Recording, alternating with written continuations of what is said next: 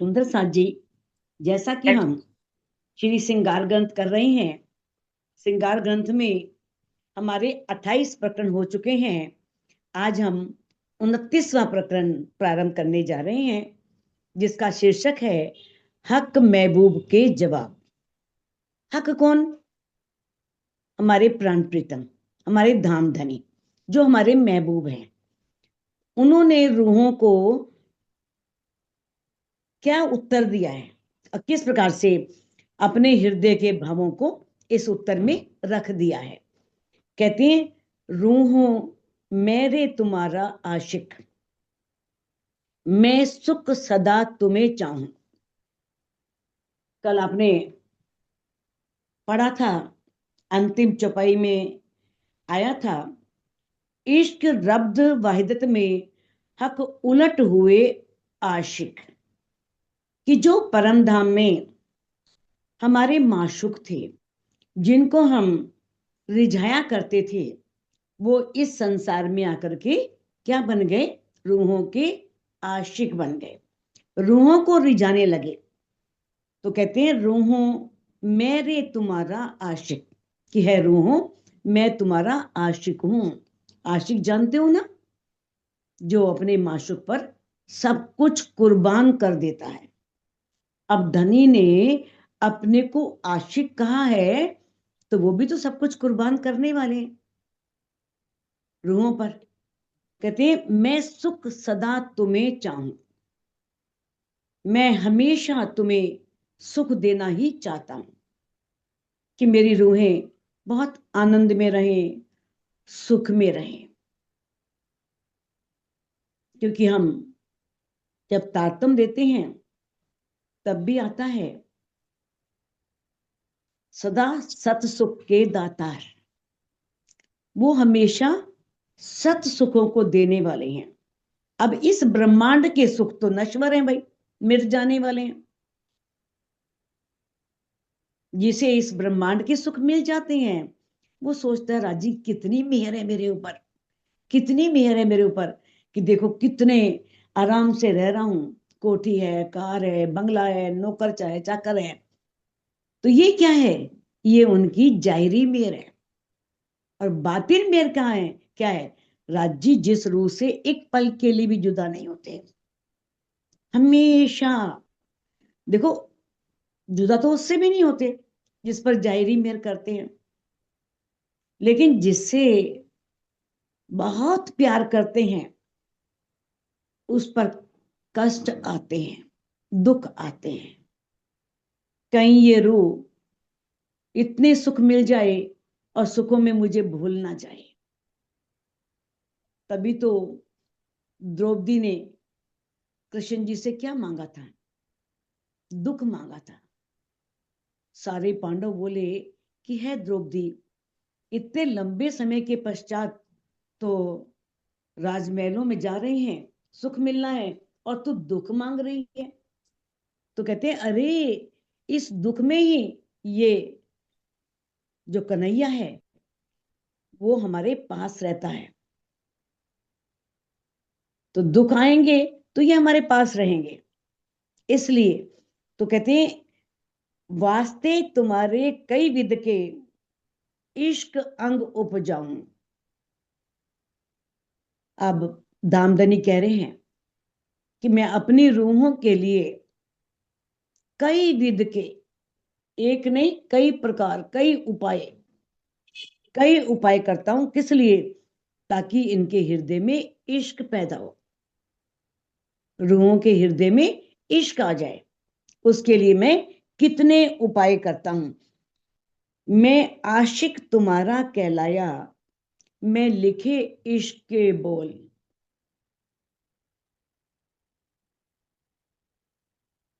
इंद्रावती जी कह रही हैं कि दामदनी क्या कह रहे हैं, कि मैं तुम्हारा आशिक कहलाया इस ब्रह्मांड में आकर के। तभी उन्होंने कह दिया था, आशिक मेरा नाम रू अल्लाह, आशिक मेरा नाम, कि है क्षमा महारानी, मेरा नाम आशिक है। मैं रूहों से इतना प्यार करता हूं कि मैं उनके बिना उनसे जुदा होकर के रह ही नहीं सकता। मैं लिखे इश्क के बोल, मैंने इस ब्रह्मवाणी के माध्यम से कितनी इश्क की बातें की हैं, कितनी इश्कमयी बातों का इस वाणी में मैंने प्रयोग किया है, परिचय दिया है। कहते हैं माशुक कर लिखे तुमको, सो भी लिए ना तुम कोल। और मैंने तुम्हें अपना माशुक करके लिखा है कि तुम मेरी माशुक हो, लेकिन तुमने मेरे इन वचनों को ग्रहण नहीं किया, इन वचनों को अपने अंतस्करण में नहीं उतारा कि धनी हमें क्या कह रहे हैं, माशुक। अपने आप को क्या कह रहे हैं, आशिक। कितनी बड़ी बात है। तो यहां पर जो लिखा है लिखे इश्क के बोल, इसका अर्थ क्या है कि धामधनी ने अनेक धर्म ग्रंथों में अनन्य प्रेम की बातें लिखी है, यानी कि ऐसी इश्कमयी बातें कि किस तरह से इस संसार के भी लोग कितना अपने माशुक को रिझाते हैं, आशिक, और किस तरह से उस पर अपना तन मन धन सब वार देते हैं। कीर्तन भी आता है ना, आगू आशिक ऐसे हुए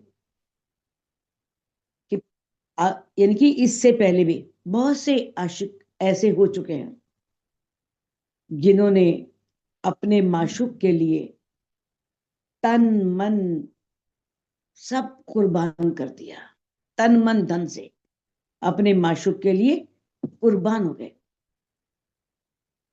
कहते हैं जैसे ऋग्वेद है, ऋग्वेद में आत्मा और पारब्रह्म के जो बीच में गहरा प्रेम है उसके बारे में क्या लिखा है, यद अग्ने श्याम एम तुम तम वाघा श्याम अहम।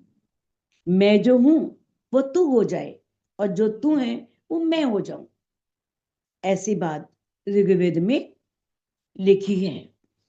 आगे भी महेश्वर तंत्र में भी आता है कि पारब्रह्म आत्माओं से क्या कह रहे हैं कि तुम मेरी प्राणा अधिका हो, मुझे प्राणों से भी अधिक प्यारी हो, प्राणों से भी अति उत्तम हो, और तुम ही मेरा सर्वस्व हो। तुम्हारे प्रेम पाश में बंधा हुआ मैं हमेशा तुम्हारे अधीन रहता हूं। किस तरह से जो पार ब्रह्म है वो अपनी रूहों के, अपनी आत्माओं के किस तरह से अधीन रहते हैं।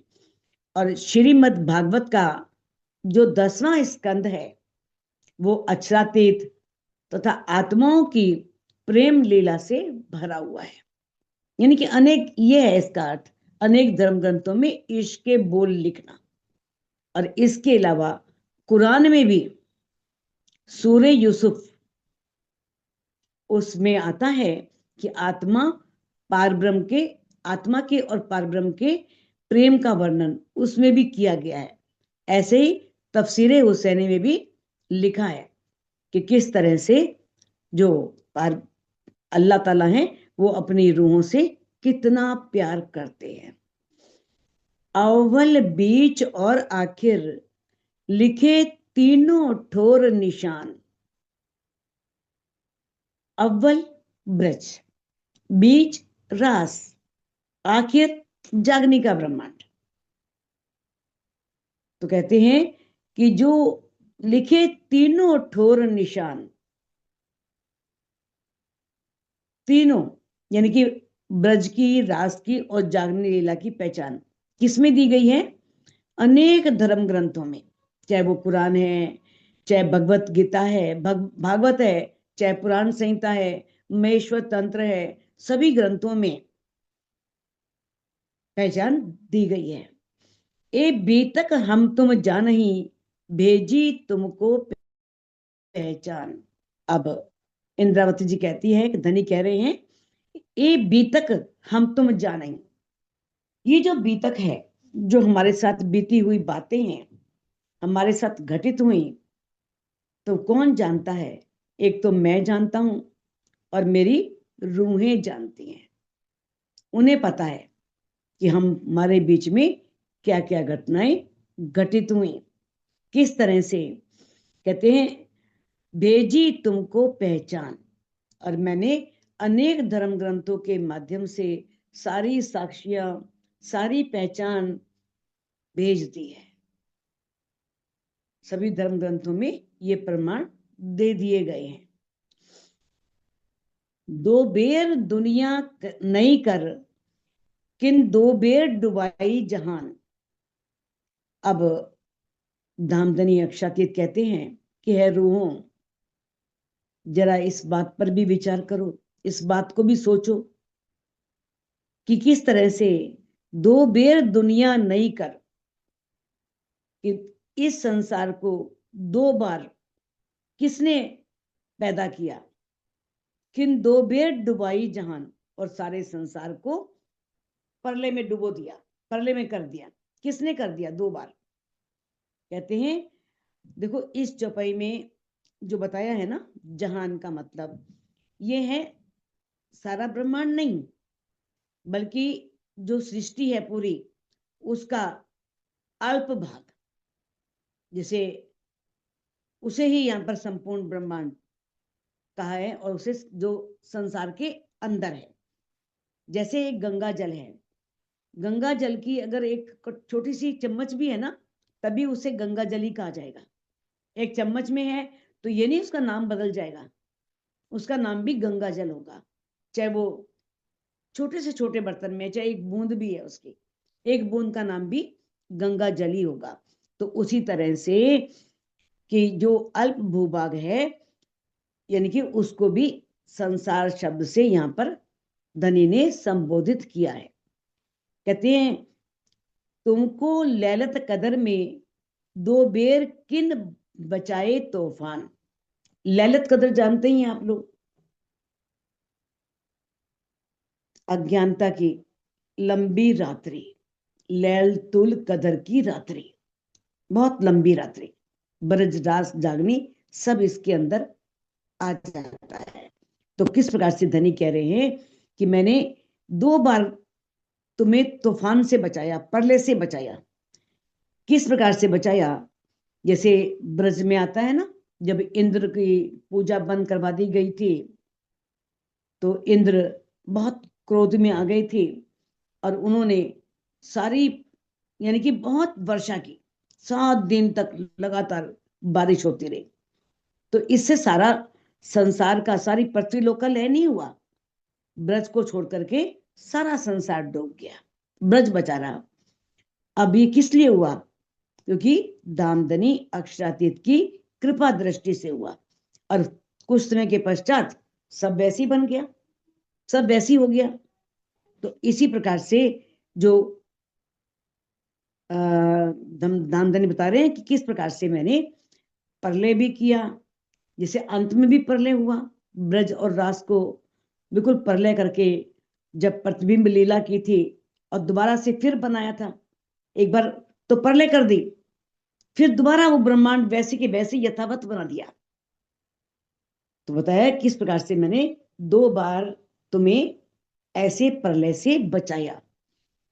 फिर तीसरी बेर दुनी कर, जिनमें होसी फचर।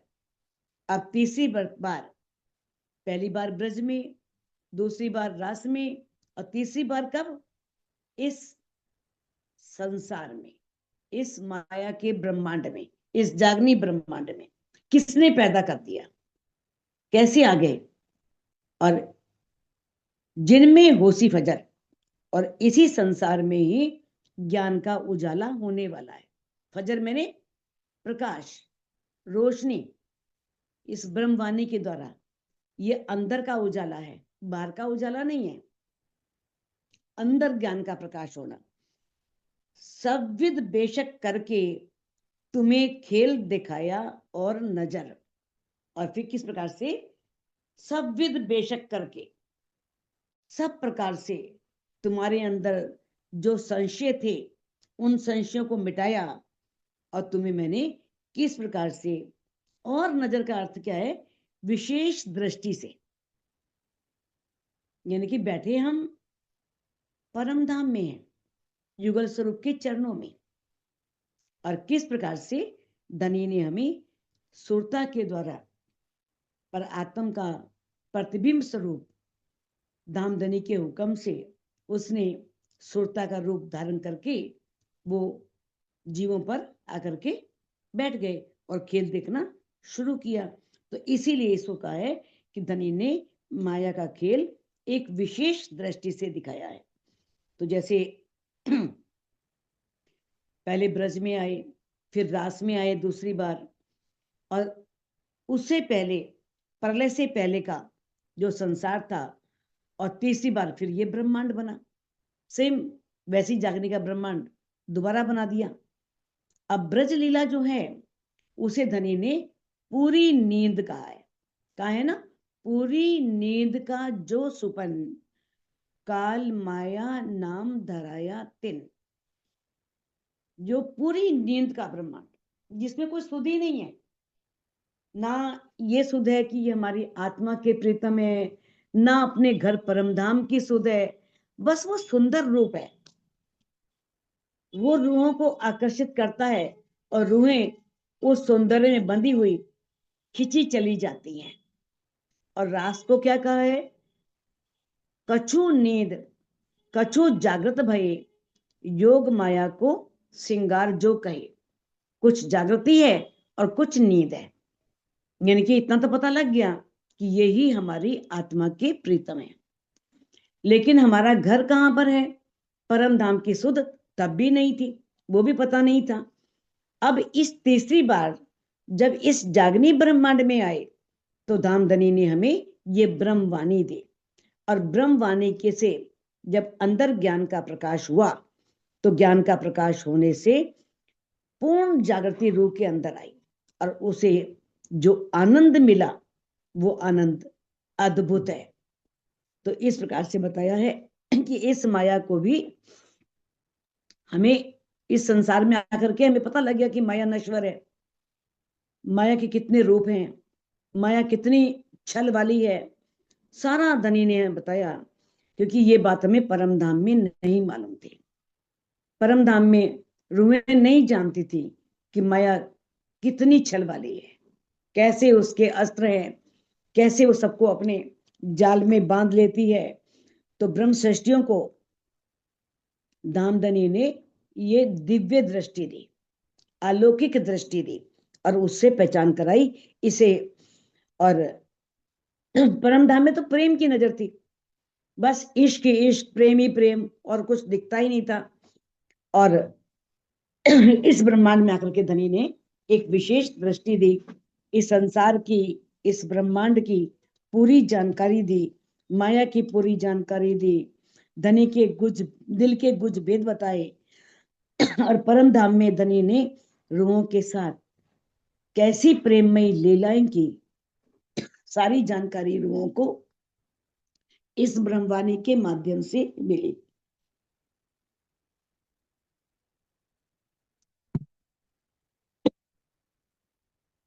तुम जो अरवाहे अरस की सात हकजात निस्बत। अब इंद्रावती जी कहती हैं कि है रूहों, तुम परमधाम की अरवा हो, तुम परमधाम की रूह हो, और तुम्हारा पूर्ण ब्रह्म परमात्मा अक्षरातीत से अनादि काल से संबंध है। हक जात निस्बत, हक जात बोलते हैं ब्रह्म सृष्टियों को, और निस्बत बोलते हैं मूल संबंध, उनका धामधनी से मूल संबंध है। ए जो दोस्ती हक हमेश की बीच खिलवत के वायदत। और ये जो धनी की दोस्ती है ना, कहां पर? खिलवत के वायदत, इसे कहा है सब लीला अद्वैत परमधाम के अंदर। जो मूल मिलावा है, जिसे खिलवत कहा गया है। तो कहते हैं इस प्रकार से उस खिलवत में, जो परम धाम के अंदर खिलवत है, मूल मिलावा है, उसमें तुम्हारे साथ मेरा अनादिकाल से तुम्हारी मेरी दोस्ती है, तुम्हारा मेरा प्रेम है। कोई तरफ न जाने अर्श की, तो मुझे जाने क्यों कर। अब धनी बता रहे हैं इस संसार में, इस माया के ब्रह्मांड में कोई परमधाम ही नहीं जानता, किसी को परमधाम का पता ही नहीं है। सबने अपने अपने परमधाम बनाए हुए हैं।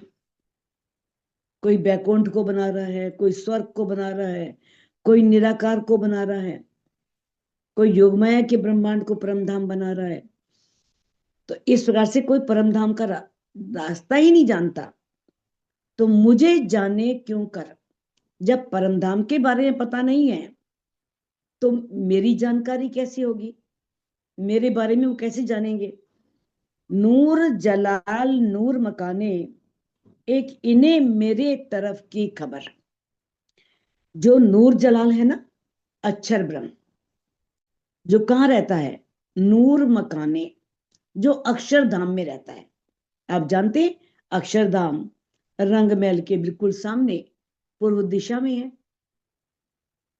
तो अक्षर ब्रह्म जो अक्षरधाम में रहते हैं, उन्हें ही सिर्फ पता है कि आगे परमधाम है।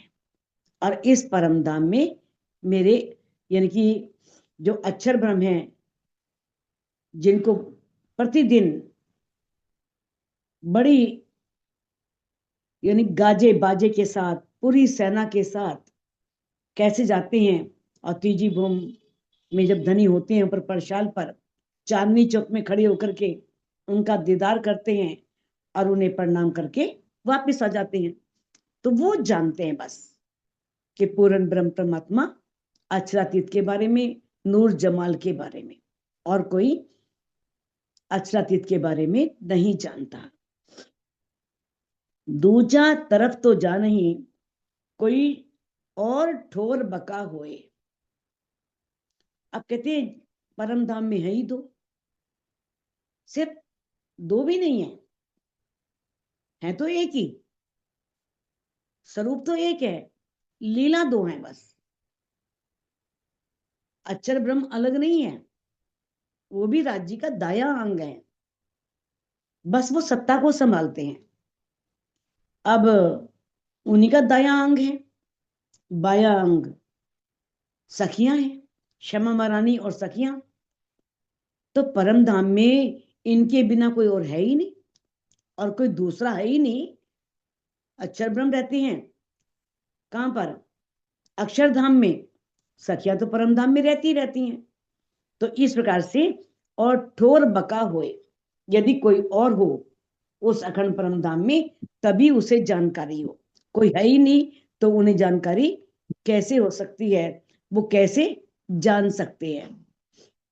कहते हैं ना ही क्यों जाने तरफ है कि, किन ठोर से तरफ ले कोई।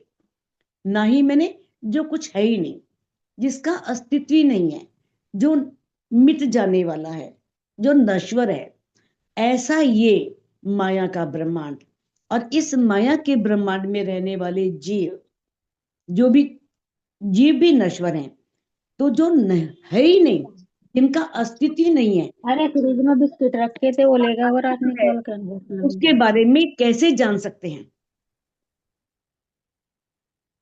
उनके बारे में कैसे जान सकते हैं। कौन, जिनका अस्तित्व नहीं है। कौन, ये जीव, ये माया के ब्रह्मांड में, इस सपन के ब्रह्मांड में जो आदि नारायण के से बने हैं जीव, ये परम धाम के बारे में किस प्रकार से जान सकते हैं। किन ठोर से तरफ ले कोई, क्योंकि कोई भी उसके बारे में नहीं जान सकता। यानी कि इस संसार में कोई भी, धनी ने बताया है कि परम धाम के बारे में नहीं जानता। जब परम धाम के बारे में नहीं जानता, तो मेरे बारे में कैसे जानेगा। उसे मेरे बारे में पता ही नहीं, अक्षरातीत के बारे में कोई नहीं जानता। तो एक सिर्फ कौन जानते हैं? अक्षर ब्रह्म जानते हैं, और बाकी जो जीव हैं माया के, वो उसके बारे में नहीं जानते। खेल कई कोट एक पल में, देख उड़ावे पैदा कर। अब कहते हैं कि जो अक्षर ब्रह्म है, जो अक्षरातीत का सत अंग है, दायां अंग है, जो सत्ता को संभालते हैं, वो क्या करते हैं? जो ये माया का ब्रह्मांड है ना, ऐसे माया के ब्रह्मांड एक पल में करोड़ों बनाते हैं। उनके एक पल में करोड़ों ब्रह्मांड वो बना देते हैं। देख उड़ावे पैदा कर, और एक पल में ही उसे नष्ट भी कर देते हैं। बनाते भी हैं और वो लय भी हो जाते हैं। ऐसी कुदरत नूर जलाल पे। अब जो नूर जलाल है, अक्षर ब्रह्म, उनके पास ऐसी कुदरत है। कुदरत मैंने शक्ति। देखो, शक्ति कहीं अलग से नहीं होती, शक्ति अंदर ही होती है। कोई शक्तिमान है तो शक्ति अलग नहीं है, शक्ति उसके अंदर है। जैसे केवल ब्रह्म है, उनकी आनंद अंग योग माया शक्ति है ना। अब जो सस्वरूप ब्रह्म है, उनकी मूल माया है। ऐसे ही सबली ब्रह्म की चित्त माया है। तो ऐसे उनके पास ऐसी शक्ति है, ऐसी कुदरत है। कुदरत को प्रकृति भी बोलते हैं, लेकिन यहां पर हम बोलेंगे योग माया के ब्रह्मांड में जो उनके साथ माया है, यानी कि ये वाली माया नहीं, काल माया वाली, वो अखंड माया जो मिटने नहीं वाली, हमेशा रहने वाली है। नूर मकान ऐसा कादर। नूर मकान, नूर मकान यानी कि अक्षरधाम। अक्षरधाम में रहने वाले जो नूर जलाल है, अक्षर ब्रह्म है, वो ऐसे कादर हैं, इतने सामर्थ्यशाली हैं। उनके पास ऐसी शक्ति है कि वो एक पल में करोड़ों ब्रह्मांड बनाते हैं, और एक पल में करोड़ों ब्रह्मांड क्या करते हैं? प्रलय कर देते हैं, नष्ट कर देते हैं।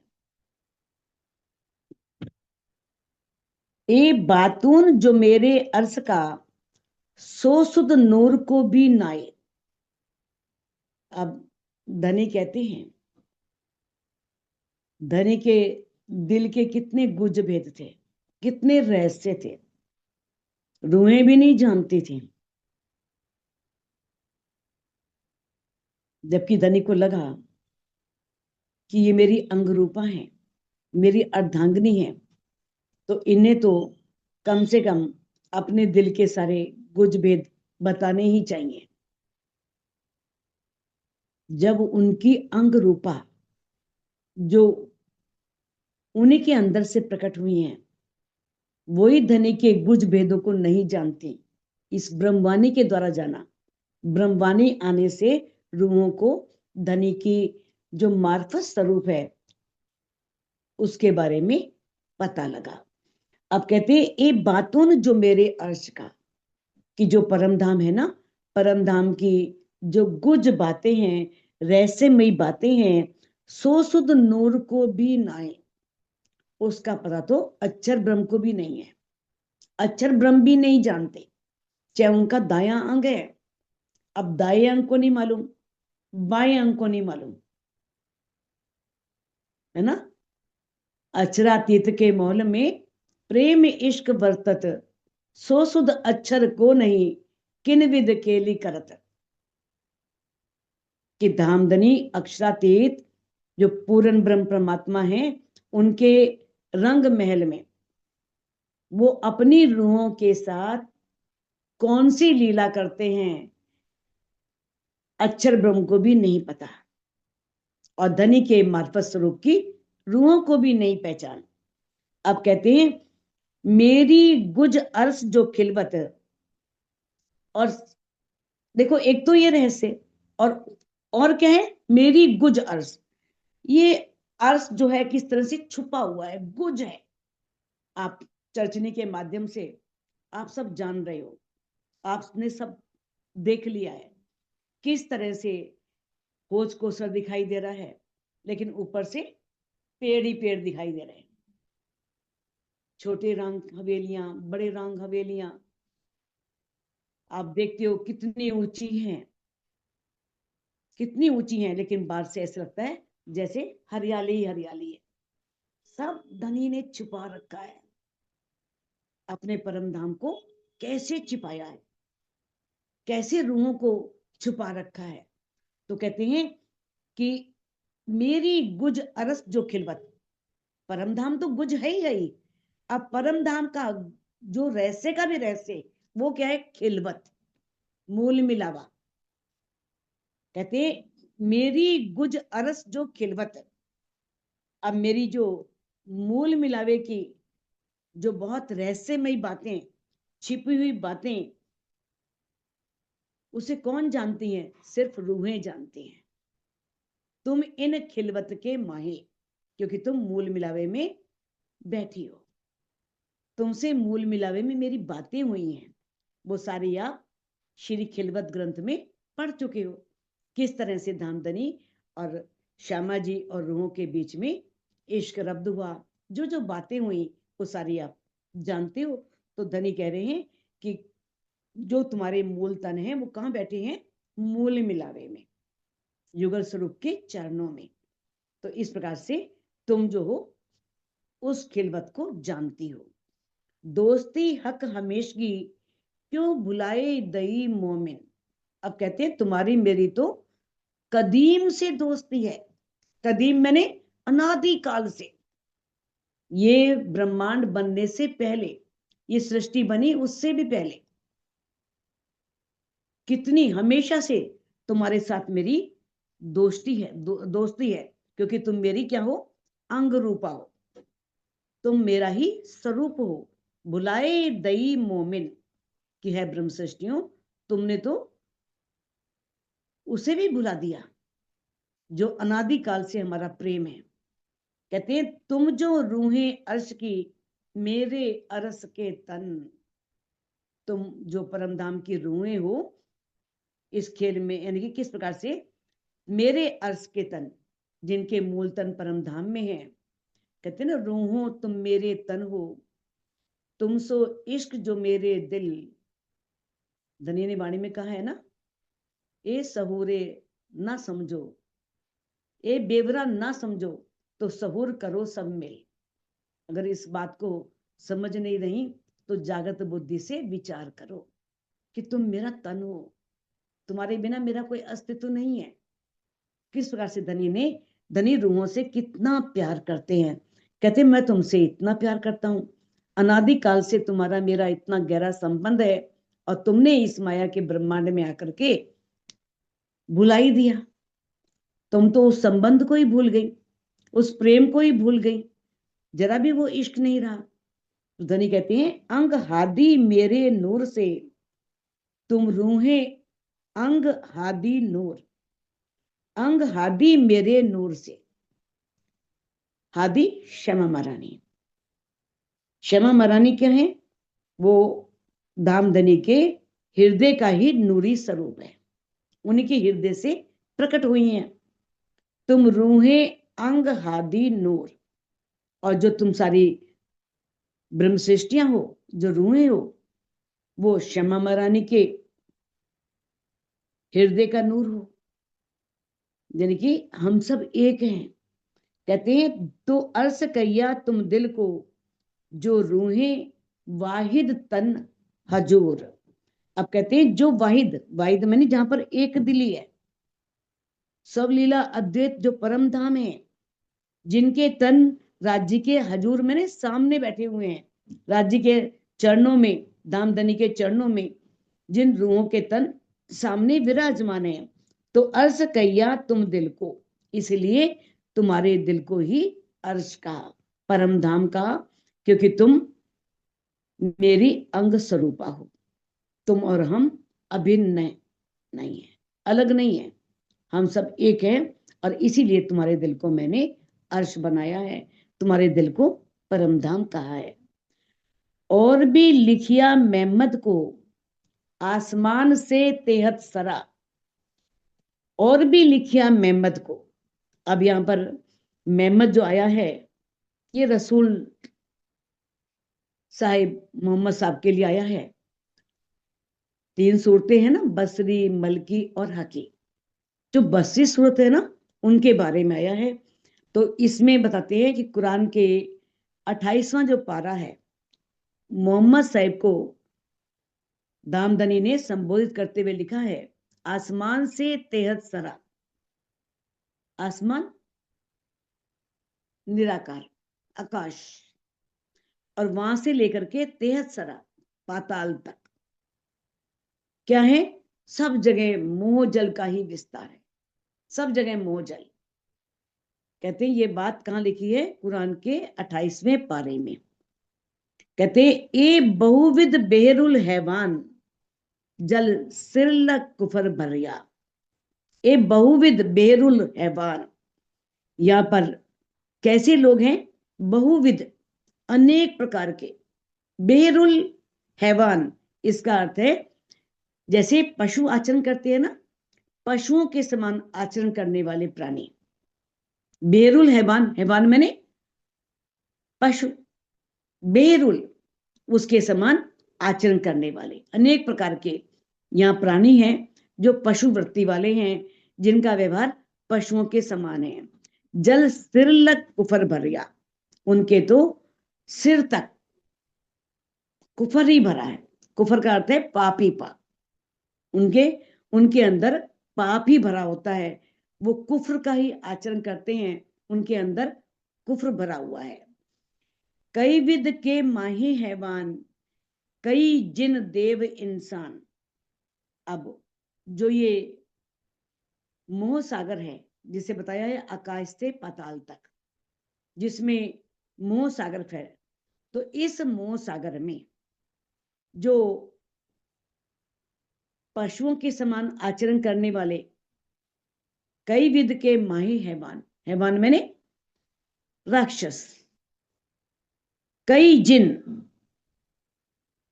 देव इंसान, तो उसमें बहुत सी पशु वृत्ति वाले राक्षस हैं, जिन हैं, देवता हैं, इंसान हैं, वहां पर सभी रहते हैं।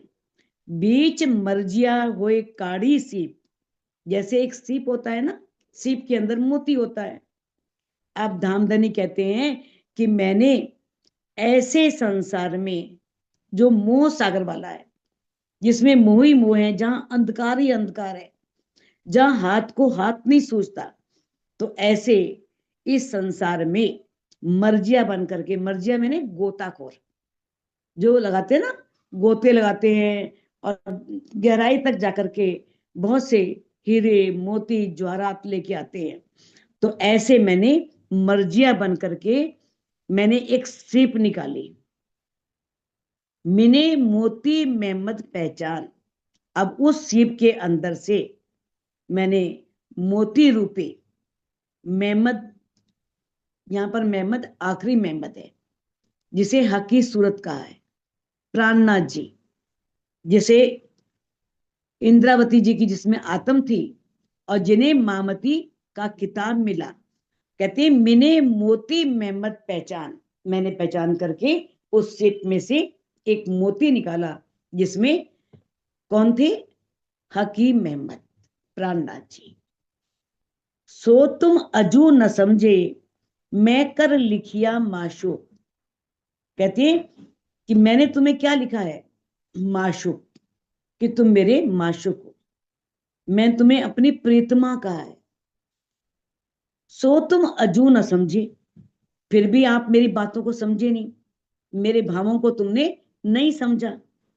ए सुकन सुन तुम मोमिनो, कि है मोमिनो, ये शब्द सुन करके कि किस तरह से परमधाम में जो रूहें थी, देखो परमधाम में तो रूहें आशिक भी थी और माशुक भी थी, राज्य आशिक भी थे और माशुक भी थे, लेकिन अधिकांशतः रूहें जो भी परमधाम में जो कुछ भी है आत्म स्वरूप है, और सभी राज्य को रिझाते हैं, राज्य को अपना माशूक समझते हैं और अपने आप को आशिक समझते हैं, चाहे वो पृथ्वी हो, चाहे पशु हो, चाहे पक्षी हो, कुछ भी हो, सभी धनी को रिझाते हैं। तो कहते हैं कि ये बात सुन करके कि मैं तुम्हारा माशूक और यहां आकर के मैं आशिक बना, तुम्हारे दिल को मैंने अर्श बनाया, तो ये बात सुन करके क्या तुम्हें घाव नहीं लगता, तुम्हें चोट नहीं लगती? कहते हाय हाय हुए नहीं टूक टूक, हाय हाय, हाय हाय की ध्वनि कम निकलती है जब बहुत दुख पहुंचता है, जब अपने ही कष्ट देते हैं, अपने ही तकलीफ देते हैं। राजी कहते हैं किस तरह से मेरी रूहें ही नहीं पहचानी तो धनी को तो तकलीफ होगी, कष्ट होगा, कि जिनके लिए ये ब्रह्मवाणी उतारी, जिनके लिए परम धाम की सारी गुज को प्रकट कर दिया, राज्य ने अपने दिल के गुज रहस्यों को खोल दिया, वही रूहें इन बातों को सुन करके उन पर असर नहीं हो रहा, उन पर चोट नहीं लग रही, तो किस तरह से धनी कह रही है कि तुम इन सब शब्दों को सुन करके तुम्हारा हृदय फट क्यों नहीं गया, तुम टूक टूक क्यों नहीं हो गए? बसरी मलकी हकी लिखी आई मोहम्मद तीन सूरत।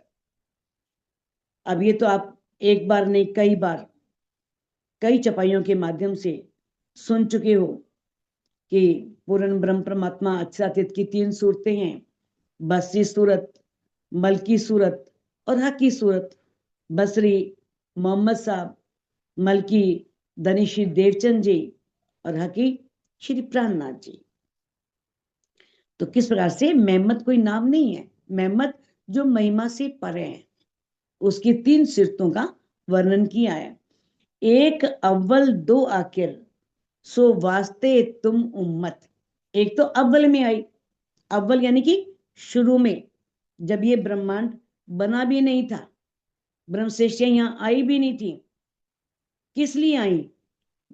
बसी सूरत सिर्फ रूहों के आने की साक्षी देने के लिए, गवाहियां देने के लिए। और जो शेष दो सूरतें थी, धनीश्री देवचंद जी की और हकी प्राणनाथ जी की, ये दोनों सूरतें कब प्रकट हुई? इस जागनी के ब्रह्मांड में। इस जागनी के ब्रह्मांड में दोनों मलकी सूरत और हकी सूरत प्रकट हुए। बंदगी मजाजी और हकीकी ए जो कैया जुदियां दोए। अब भक्ति दो प्रकार की है, वैसे तो नवदा भक्ति है, लेकिन जो अनन्या प्रेम लक्षणा भक्ति जिसे बताया है, बंदगी जो है वो भी अनन्या प्रेम लक्षणा भक्ति को मत दो इसमें, आप लोग सिर्फ भक्ति, जो हम बंदगी करते हैं, भक्ति करते हैं, तो ये दो तरह की होती है, एक मजाजी और एक हकीकी।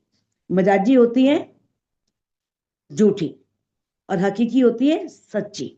एक तो दिखावा है, कर्म कांड है, बाहर से बोल रहे हैं लेकिन अंदर कुछ और चल रहा है, जिसे बोल देते हैं मुंह में राम राम बगल में छुरी। हम दिखाने को साधु बन गए, महात्मा बन गए, लेकिन अंदर हमारे वैर है, क्रोध है, ईर्ष्या है, ये विकार हमारे खत्म नहीं हुए, या हम दिखाने के लिए कुछ आडंबर करते हैं, गिरवे वस्त्र पहन लेते हैं, गले में मालाएं पहन लेते हैं, हाथ में माला पकड़ लेते हैं, तो ये बाह्य आडंबर वाली भक्ति जो है ये झूठी है। और जो दिल से की जाती है वो सच्ची होती है। ये जो कैया जुदिया दोए, इन दोनों को अलग अलग करके कहा गया है। एक फरज दूजा इश्क, क्यों ना देखा बेवरा सोए। अब एक बंदगी तो फर्ज बंदगी है जो सिर्फ दिखाने के लिए होती है, जो सिर्फ शरीयत है, कर्म कांड है, और एक भक्ति होती है जो दिल से होती है। अब मुंडक उपनिषद में जो कर्म कांड की भक्ति है उसके बारे में क्या कहा है? उसके बारे में कहा है कि जो मूढ़ व्यक्ति कर्म कांड से परिपूर्ण जो यज्ञ आदि कर्म हैं उनको ही कल्याणकारी मानता है और आनंद में रहता है, वो बार बार जन्म मरण के चक्र में भटकता रहता है। ऐसी बात मुंडक उपनिषद में कही गई है और वाणी में भी कहा है कि किस तरह से जो शरीयत की बंदगी है वो कैसी है, वो खांडे की धार, तलवार की धार पर चलने के समान है। गिरे कटे नहीं पावे पार। उसमें व्यक्ति का पैर कट सकता है, व्यक्ति गिर सकता है, लेकिन पार नहीं पहुंचता, उसे मोक्ष प्राप्त नहीं होता। तो इस प्रकार से जो व्यक्ति अज्ञानता में पड़े हैं, अपने आप को समझते हैं हम बहुत ज्ञानी हैं, तो ऐसे बहुत से मूर्ख लोग हैं जो अभी अज्ञानता में हैं। और किस प्रकार से, तब तो यही कहा जाएगा ना कि एक अंधा ही अंधे को रास्ता दिखा रहा है। तो अंधा अंधे को रास्ता दिखाएगा तो ठोकर ही लगेगी, उसे कुछ भी मिलने वाला नहीं है। अब जो फर्ज बंदगी है वो परमात्मा से दूर करती है, और जो हकीकी बंदगी है वो परमात्मा के नजदीक ले जाती है। ये जो फर्ज मजाजी बंदगी बीच नासूत हक से दूर, ये जो फर्ज बंदगी है ना, कर्म कांड की भक्ति, शरीयत की भक्ति, जो झूठा कहा है, ये इस संसार की है। बीच नासूत, नासूत मैंने इस नश्वर ब्रह्मांड में, और वो जो हक है, जो पार ब्रह्म है, उससे बहुत दूर है, बहुत दूर ले जाती है। ओए माशूक बंदगी अर्श में कहीं बका हक हजूर। और जो माशूक बंदगी अर्श में, अर्श में परम धाम, जो परम धाम है ना, वो परम धाम में कौन सी बंदगी है, वो हकीकी बंदगी है, वो सच्ची बंदगी है, जो अपने माशूक को रिझाने के लिए की जाती है। कहीं बका हक हजूर, और ये भक्ति हमें उस पार ब्रह्म के चरणों तक ले जाती है, हमें अखंड परम धाम में धनी के चरणों तक पहुंचाती है।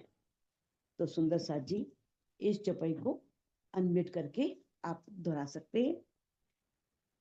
ये जो फर्ज मजाजी बंदगी, ये जो फर्ज मजाजी बंदगी बीच ना सुत हक से दूर, बीच नाचुत हक से दूर, होए माशुक बंदगी अर्श में, होए माशूक बंदगी अर्श में, कहीं बका हक हजूर, कहीं कहीं बका हक हजूर। हजूर। बोलो श्री प्राणनाथ प्यारे की